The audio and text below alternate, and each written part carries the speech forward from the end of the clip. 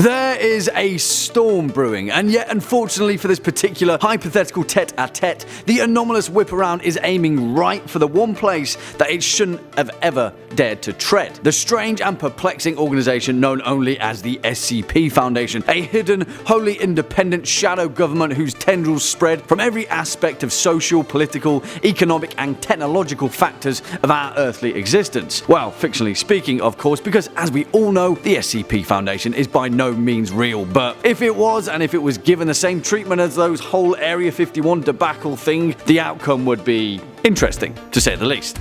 Let's find out. Hello internet, what's going on? And once again, welcome back to the most inquisitive channel on YouTube, Life's Biggest Questions. As per usual, I'll be your disembodied floating voice, Jack Finch, as today we curiously ask the question, what if we stormed the SCP Foundation? Not a good idea. Roll the clip. There's no need for concern. Our country is quite capable of covering its tracks. That's why you need me, right? For the curious amongst you, that clip was from 1995's Ghost in the Shell, one of the most incredible animated films ever made. And let's be honest, if we're ever going to stand any kind of a chance in this hypothetical scenario, then we're going to need a few wardrobes filled with thermoptic camouflage suits, right?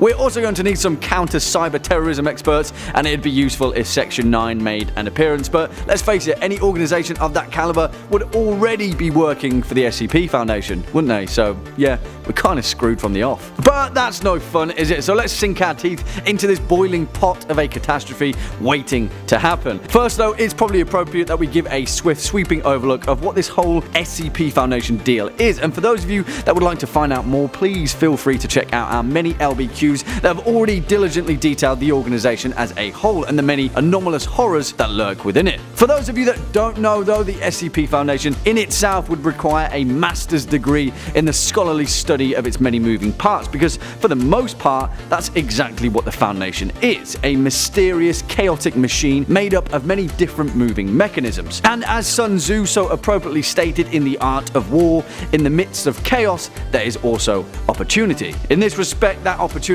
would lend itself to this hypothetical scenario being nigh impossible. You see, the SCP Foundation is made up of so many different secretive sites across the planet, orchestrated by shadowy O5 councils and mysterious mobile task forces who enact their will on a global scale, that storming the SCP Foundation in the conventional sense would be virtually impossible, down to the fact that there'd be nothing to storm. Put it this way, the SCP Foundation have contingency plans upon contingency plans that would ensure their survival under the circumstances that reality itself had torn apart, or that the Scarlet King ripped open the cosmos and consumed us all, or that SCP-682 killed itself and thus the universe along with it. It has a contingency plan for when day breaks, an event where our solar sun literally melts every living being on planet Earth, homogenizing us all into one fleshy, writhing mass. You see, that's the kind of stuff that the SCP Foundation are concerned about. A bunch of people signing up to an online petition and a meme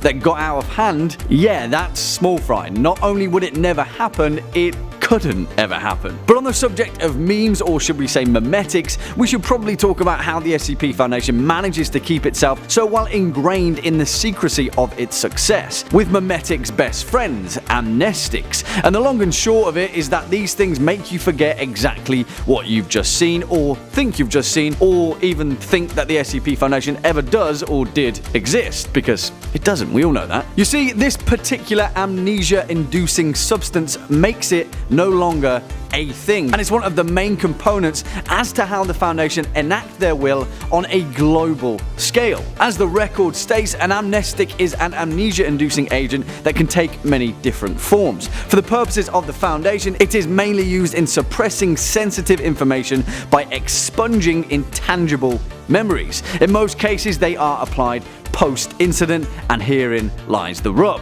Let's take the post-incidents of Area 51 as an example, and the many incidents that have followed them and that are tied to their origin of conspiracy. The whole Roswell, New Mexico deal, or Bob Lazar coming out of retirement and announcing publicly that he worked on an anti-gravitational vessel purportedly of an alien origin. Yeah, Class A amnestics administered by aerosol, and this whole incident is no longer a thing. Put it this way, the SCP Foundation could have an entire crew worth of the most capable researchers and scientists, the most brilliant minds of planet Earth, working away at a concealed lab deep beneath the Earth's crust at 6 months at a time, and no one would ever know, not even them. They'd be treated with amnestics afterward, and they'd go about their lives none the wiser and live life like normal human beings. How could we possibly comprehend a scale of such an operation? You see, Area 51 is small fry. Area 51 is a single location that can be viewed on Google Earth, and millions of people can sign up to a meme and come up with all kinds of reasons for laughing and joking about how funny an event like that would be.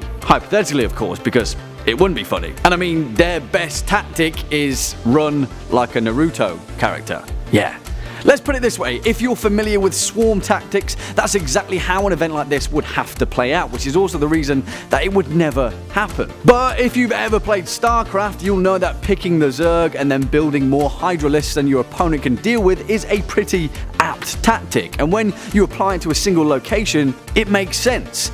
In the fictional SCP universe, however, we are aware of around 30 sites that physically exist. Beyond that, there are untold locations that span realities and even galaxies that we're not even sure or aware of. If you're going to explain to over 30 million people that they need to synchronize a Zerg swarm on 30 remote impenetrable forts built by technology that is beyond human understanding, I'd hate to be the overmind trying to attempt such a tactically impossible feat. Let's say that even one of those sites came overrun by a population of humans and conspiracy theorists. They'd be rounded up by the most capable mobile task force going, which is a small army, by the way, and then be administered with amnestics where all record of the event ever happening would be wiped from existence. And then they'd move on, like we all should do, from this impossible, impenetrable, hypothetical situation. Well, there we have it, our long and short answer to the question, what if we stormed the SCP Foundation? We shouldn't, we wouldn't, and we couldn't even if we tried. What do you guys think? Do you agree, disagree, have any other way of looking at it? Let us know your thoughts down in the comment section below, as well as any intriguing insights that you may have to add to the matter. Before we depart from today's video though, if you'd like to continue on with your SCP Foundation binge, then please feel free to take a look at our neatly compiled playlist floating shortly to the side, or beneath. I'm not exactly sure where they put it these days. Anyway, on that note, unfortunately that's all we've got time for in today's video. Cheers for sticking around all the way until the end. If you were a fan of this video, or just Life's Biggest Questions in general, then please be a dear and hit that thumbs up button, as well as that subscribe bell, and I'll be seeing you in the next one. As per usual, I've been your disembodied floating voice, Jack Finch. You've been watching Life's Biggest Questions, and until next time, you take it easy.